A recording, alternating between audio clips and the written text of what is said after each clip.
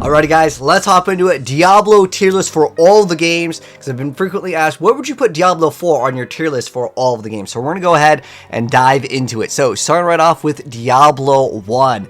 Diablo 1 is one of those games where if you grew up with it, you probably have heard about how dark and crazy this game was, because for its time, it was ahead of its time. What we're seeing, by the way, just as a heads up, is a unofficial mod called the Hell 2, which adds so much more content to the game. But I just had more recent footage of this, so I'm going to go ahead and share this with you guys. As far as vanilla Diablo 1, I'm really playing just mods at this point in terms of content creation for Diablo 1. But so you guys can get an idea of kind of what it looks like, we'll just have some gameplay playing while I kind of talk about each individual game and why I like them. We're talking about pros, some cons. Diablo 1, hands down, one of the most iconic action RPGs of all time, super ahead of its time, not only for what it offered, but on top of that, it still gets some support from fan-made mods, and the game is a lot different from the rest of the series. Heck, most of the Diablo games in general are a lot different than the previous iterations in the series. Diablo 1 was one of the most difficult ones because you could not just walk in and kill screens of enemies like you could in Diablo 3, or even to an extent Diablo 4, or even Diablo 2 if you had good enough gear. Diablo 1, you had to kind of pace yourself and not try to engage multiple monsters at once because you would be hit stunned to oblivion, meaning that your character would just get stunned to the point where you could not react. So you'd have to pick your fights a little bit differently, especially at the start. There was more of a sense of fear in Diablo 1 because of that, and you know, we have the very iconic health bars that most action RPGs have in this day. It really set the tone for action RPGs. So in terms of a tier list, where would I put Diablo 1? I gotta give it at least a 9. I would put it in like the A, more towards the S tier here, but Diablo 1 is really good, not only because it set the foundation, but it's still a really good game, especially if you want to play with mods. I would say you can kind of play the game from a new player's perspective, download some of the mods. Beelzebub, the Hell 2 is both super highly recommended for anyone that is interested in checking out maybe the previous series. But just as a heads up, Diablo 1 is quite difficult, but even like some of like the voice acting that Paul Edding did when he would narrate some of like the little tomes that you would click on to actually get the lore, very good, especially with the cutscenes for its time, the narration, the voice acting. The tone of Diablo 1 is phenomenally good. Okay, so speaking of Diablo 1, a lot of people don't even really recognize this because this is going through all the Diablo games, all the expansions as well. Alright, Hellfire is a little bit weird. Okay, there are things like the oils in Hellfire, which I would say, wow, the oils in this, amazing. Okay, the oil system in this game was really ahead of its time. Even Path of Exile uses a system similar, which came out way later. We have the monk class being added. There was a file for the barbarian, the bard. There's a lot of things. Even runes were even in Hellfire, although they got changed in Diablo 2. This actually added a lot of stuff that we now see in Diablo from, like, you know, the later stages of the game's progression. Now, technically this was Sierra, but nonetheless, there were some really cool things with Hellfire. But then there's things like the aliens, some of the voice acting that they did with the game. There's like certain item assets that just looked really weird that want me to put it over here. It's kind of hard to put a place for Hellfire. Like the game as a whole, it's an expansion for Diablo 1. There's too many weird things in the game, honestly, to really give it a very high rating. But there are things, again, the oil system is really cool. They set the foundation for being able to run. That was cool. Like the run system in town, oh man, give that a 10 out of 10. That really helped out because the game was so slow. But some of the stuff in the game, it just didn't fit the lore and some of the artwork assets. I'm not going to go too far into it because it'll be kind of a complaining rant, and I don't really want to do that in this video because we got a lot of stuff to talk about. But just know that in terms of Hellfire, it added a lot of things that just didn't fit the theme and the art style of like the core Diablo game. So for those reasons, there's a lot of good things, but there's a lot of like, what the heck is this doing in a Diablo game? So I gotta give it like a 5 out of 10. So this would be like maybe in the C, maybe in like towards D tier, but that's where I would put Hellfire. There's just so many weird things with this game, especially if you looked into some of the Easter eggs. Some of the Easter eggs are pretty crazy, but that's where I would put it. Next up, we gotta go with the vanilla Diablo 2, one of my favorite games of all time. So this is what you're seeing is Median XL, so it added a lot more skills. I still play from time to time Median XL, which is a fan-made mod that added so much more content to the Diablo series. We're talking multiple different classes in terms of a skill tree. Basically, every single class will have multiple skill trees that you can go into. But just even with vanilla Diablo 2, I think its itemization and the way that they built these character classes were so dang cool, which actually makes me want to go back to Diablo 1 for a moment here in terms of like the class identity. They really have a completely different class identity in Diablo 2 versus Diablo 1 actually had a more open class identity. And the reason why is because the way skill books would work in Diablo 1, you were able to take a skill from any sort of class. It just kind of just drops as a skill book and you just use it, and then you'll have that skill as long as you meet the magic requirement in order to read the skill book. You were able to cast things, and it was really, really cool that they had a free system. And then there was the class innate skill, where Diablo 2 took it to the next level. Every single class played so much differently. They had skill trees, and the way it just worked was just so much more advanced. And especially with the cube completely just blew me away when I was a lot younger. When I first hopped into this game, I mean, heck, I still have my boxed copy of Diablo 2. Like, I really, really love Diablo 2. Specifically, Lord of Destruction added so much more content to the game, but Diablo 2, for its time, was just way insane. And then once we got like 1.1, where we got like the synergies, this was back in the day, like right before hex charms and all like the hacked items that were on Battle.net got deleted. Like, I'm super OG when it comes to Diablo 2. Love the game to death, but like, you know, mod support just made the game so much better with all like its inventory changes and also the rune words. But we're talking specifically more about Diablo 2 versus the expansion pack right now. So where would I put Diablo 2? I gotta say that LOD just in general is going to be like, I gotta give Diablo 2 LOD a higher rating just because it added so much, but Diablo 2 is easily one of the best. Now, I gotta go put it down 1 because I gotta say that the expansion pack made the game so much better. You know, with all of the rune words, the new expansion added another act, 2 different classes. Like, this was the standard of what I would consider a good, solid expansion pack. When we look at different expansions later in the video, which we'll talk about, like Rise of the Necromancer and Reaper of Souls, like, the amount of content that you got out of LOD, just phenomenal. So much more things got merged, especially the rune words. This is one thing that I've always really liked, and I don't know why we haven't seen it in Diablo 4. It's one of the coolest things. Being able to use a skill from a completely different class is huge. I mean, teleport specifically and getting Enigma was so important to a good Diablo build that, you know, having a character that can teleport and not teleport is night and day difference in terms of like speed clearing. So the fact that they added that was massive. And on top of that, just the support that they kept on giving out with Diablo 2 on Battle.net, especially for its time. And then the fact that it was free, we would get these free giant updates with a bunch of newer things in the game. We had a ladder reset. I liked it. It was so cool. And again, with Battle.net, this is what I did every single day after school. Could not wait to get home and play Diablo 2 with my friends. This is back in the day when I had dial-up. So Diablo 2 LOD definitely has to be like, it is the best in the series. There's no question about that. I think most people would agree with that. Specifically, Diablo 2 LOD will always hold a special place for me personally. I love that game so much. It's my favorite like action RPG pretty much of all time. That and Path of Exile, those two are so good. But yeah, Diablo 2 LOD's got to be high up there. Anyways, next up, we're going into Diablo 2 Resurrected. Now, I know in terms of timeline, Diablo 3 came out before Resurrected, but just so we have kind of more of a video that kind of makes sense in terms of like its order here, I want to put Diablo 2 Resurrected. You know, originally I wanted to give it like a 10 because like it's just Diablo 2, right? Like, Diablo 2 is my favorite game. It has LOD. Why wouldn't I put it at 10? Problem is we don't have mod support. And I remember that they said, yeah, everything's going to be working with the game. You can take your old files from D2 and throw them in. It's going to work with mods. And I was like, oh my gosh, I can't wait to play. It was specifically Meeting XL, which is this over here. I was like, I cannot wait to play this in HD because the thing is I actually prefer Diablo 2's visuals, like the graphics. All I wanted was an official, like hacked thing to make the game run in I think it was called like D2 multi-res. I wanted to have an official multi-res because what would happen is if you use some of these mods to make the Diablo widescreen, the AI would not function. It would be broken.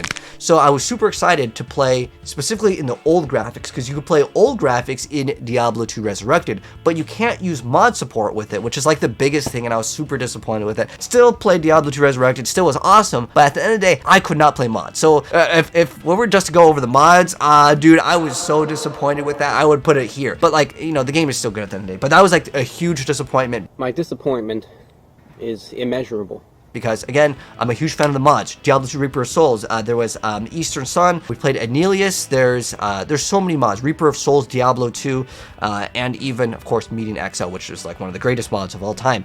Love it. So yeah, that's where I would put Diablo 2 in terms of Resurrected. It is great. They did some different things with the censorship, which I was not a fan of, but the main thing is, if it had just had mod support, it would be here. it would automatically be here.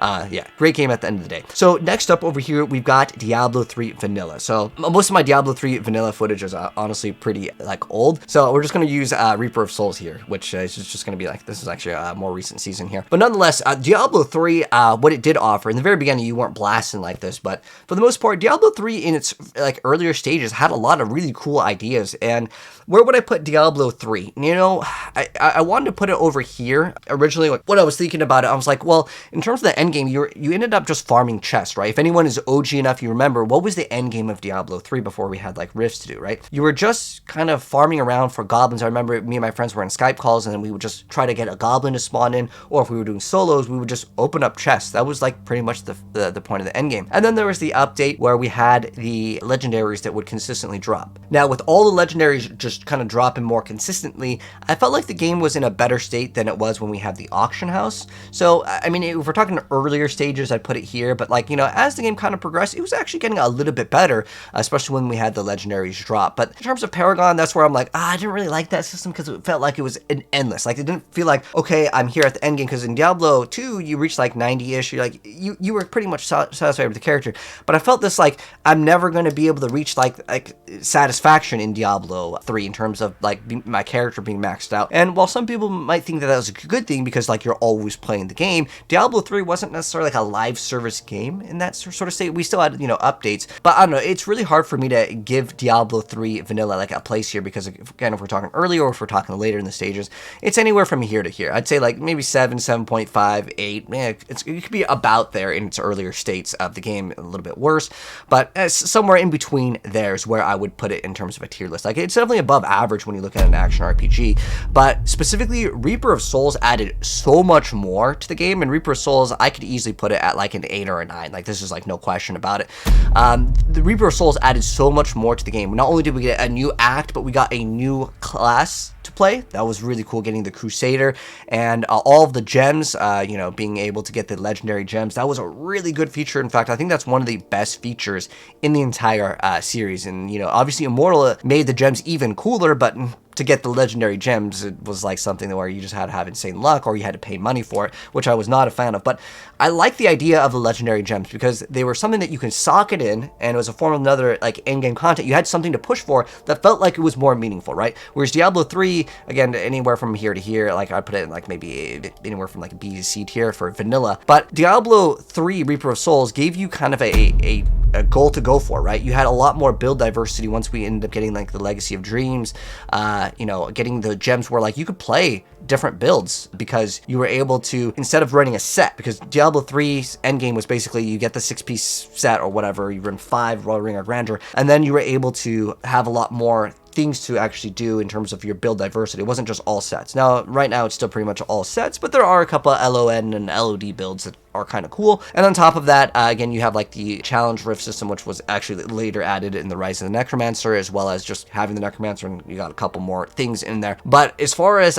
Reaper of Souls, I think that this added so much more to the game, and I think that spot right there in like the A tier, or like maybe even close to the S tier, it's an amazing game overall. Like, I think they did a fantastic job on fixing a lot of the issues, and they really streamlined the action RPG experience. If we look about like speed, right? Okay, next up, so we won't make this video too long, I gotta talk about Rise of the Necromancer. So the thing with the Rise of the Necromancer is the game itself isn't bad, right? Like, the thing is it's still sold right now as a expansion to Diablo 3, but the way I see it is like, well, what does this offer? If it was sold just as a character, right? If it was sold as like the Necromancer class, you know, character, if it was just sold as a class character, I think they did an excellent job. The Necromancer, it plays true to kind of how it works. You have like the, you know, you could play Corpse Explosion, but for the most part, you can play minions, you can play Bone Spear. There's a few different ways that you can play the builds, and so I think they did a great job in terms of the Necromancer. Put it anywhere from, I'd say, like 9 out of 10 to 10 out of 10. Like, they did a great job with the Necromancer. However, when we look at it as being sold as an expansion to the game, well, it added a couple of different zones. I'm sure there's different, like, you know, archetypes, but for the most part, I felt like it was super underwhelming, okay? Now, again, this is kind of weird because the way that it's worded is the Rise of the Necromancer expansion. So we obviously have the Necromancer, but when I think of an expansion, I'm thinking of not only getting one new class or even two, like, you know, compared to the OG LOD, but I look at it at the point where, like, okay, well, let's say someone doesn't play Necromancer, right? And they're like, okay, Rise the Necromancer, okay, I'm buying this DLC, what does my character get? That's what I'm trying to say. Like, I wanted to see a new act. I know that they added certain like biomes that were supposed to be, there was a thing called like King of the North, which was supposed to be another expansion, and then some of it just got bundled in here, but I wanted to expand on the story. That's what I wanted to see. So I don't think it's bad, but I felt underwhelmed, and I felt like it was below average, because if we look at the average of like Reaper of Souls, LOD, it is far below the average of what I expected in terms of expectations. Now, I understand it wasn't, the price point is totally fine, and it would be like anywhere from here to here, because it was like $15 versus like 30 at the time, or like was Reaper of Souls 40? I don't remember what the price point originally with Reaper of Souls, but nonetheless, I just felt super underwhelmed by this. Again, the Necromancer is not a bad class. I would put in that they did a great job in the Necromancer. It's just because of the way that it's worded as an expansion. And if we're thinking about expansions and I'm trying to rate an expansion, I gotta put it like just super underwhelming. That's at least how I feel about it. Again, so this was kind of like a weird niche thing. All right, moving on to Immortal over here. So I actually think Immortal had some really cool ideas, genuinely, okay? So I know in most of the Diablo community, people always ask me, what do I think of Immortal? And they're always perplexed when I answer. Immortal has amazing features. Do you guys remember the mirror puzzle? Okay, that was phenomenal. Immortal actually has a lot of good systems. The party system is amazing, right?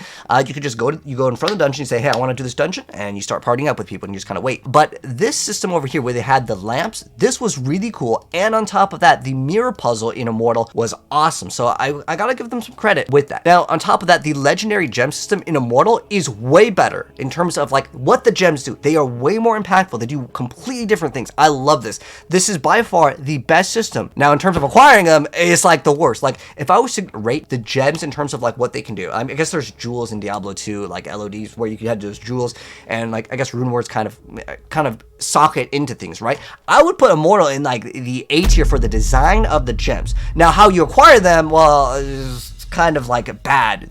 It is so bad to acquire these gems. It's not because, oh, well, you can get them for free, right? Which is, you can get the fading embers, then you get enough, then you get the rune, and then you can craft one.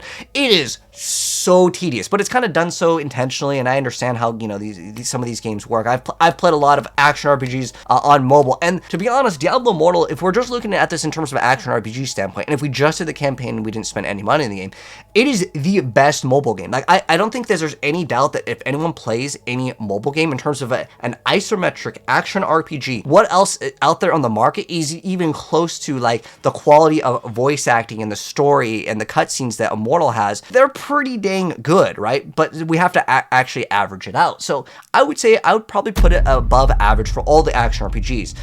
It is better in a lot of departments, but because the acquisition, how you get these gems is just painful in terms of like, again, how you get them. In terms of the end game, they do have a lot of really cool systems, but a lot of it is waiting around. You got to be here at this certain time, and it feels like it's more of like a chore, and it's because it's another like Paragon system when you keep on grinding. I wasn't a fan of that. So I mean, the gameplay itself is not like average, but like some of the stuff in the game I feel like is backwards. It feels more like an MMO, more like Diablo 4. So next up, where do I put Diablo 4? That's the ultimate question for this video. So in terms of Diablo 4, when I gave my gameplay review, I had a review copy. Basically, we just did the campaign, and then I did a little bit of dabble into the end game because I wanted to play multiple classes to, give them like a, good feedback for some of like the earlier stages of the game. But in terms of Diablo 4, I think the campaign, and most people will probably not reach level 100, let's be honest, with Diablo 4. But most people will finish the campaign, then maybe get like level 50, maybe 70 by the time the season starts. There's a lot of things with Diablo 4 that I question in terms of like its current state, but I'm hoping that all of these will be addressed. Right now, in terms of Diablo 4, out of all of the games, right, they are being more active and listening to us a lot more than any of the other games. As a Diablo partner, I'm able to communicate, and sometimes I really try to give them some of the feedback that I've been seeing consistently again, and some of them are being implemented. Not all of them, but that's, as any content creator has the ability to talk to some of the people that work on the game, they're not going to do every single thing that the content creator says, right? That's not realistic expectations, but they are doing some of the stuff that we have suggested. So I think that is really, really good. Now, in terms of like the game itself, like if I was just to play the game and just reach the campaign, like when I gave my gameplay review of the game up until like I finished the campaign, I think you could easily give it like an 8 or a 9 out of 10. Now, when we go towards the end game, right, from basically 70 to 100, the game really feels it's it's not having the same expectations that some people have. I'm talking about quality of life. I'm talking about like, well, where's the upgrades from 70 to 100? It feels below average. It feels undercooked. It's not there yet.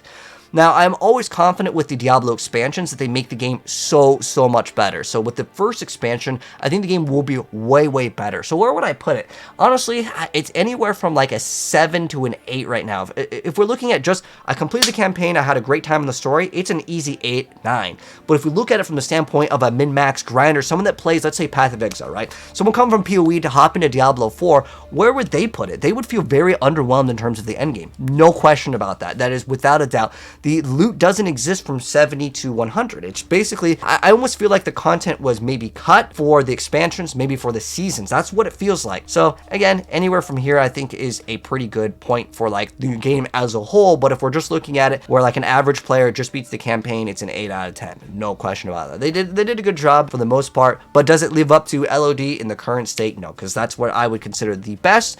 And it's weird because I'm putting this one here for very like specific reasons, but like that's where I would put the tier list in terms of Diablo with all the expansions. But I'm curious to know, what do you guys think of my tier list? What would you put up or down? Very curious to know. But we'll have to wait and see if the seasons will deliver and we can bump it back up to where I want it to be. I want Diablo 4 to be the best action RPG of all time. I want there to be a lot more competition in the scene. So keep in mind, if I'm complaining about anything, I want to see change because I want the game to be successful. But hopefully with these newer changes, with the seasons, this will make Diablo 4 a game where we can grind 100 hours a day, because at the moment it feels very rough to grind Nightmare Dungeons again and again. But anyways, that's the tier list for Diablo, the entire series with all the expansions. But anyways, if you guys enjoyed the video, drop a like on it. If you're new here, hit subscribe, turn on that bell if you'd like to see more in the future, and I will catch you on the next video. Peace.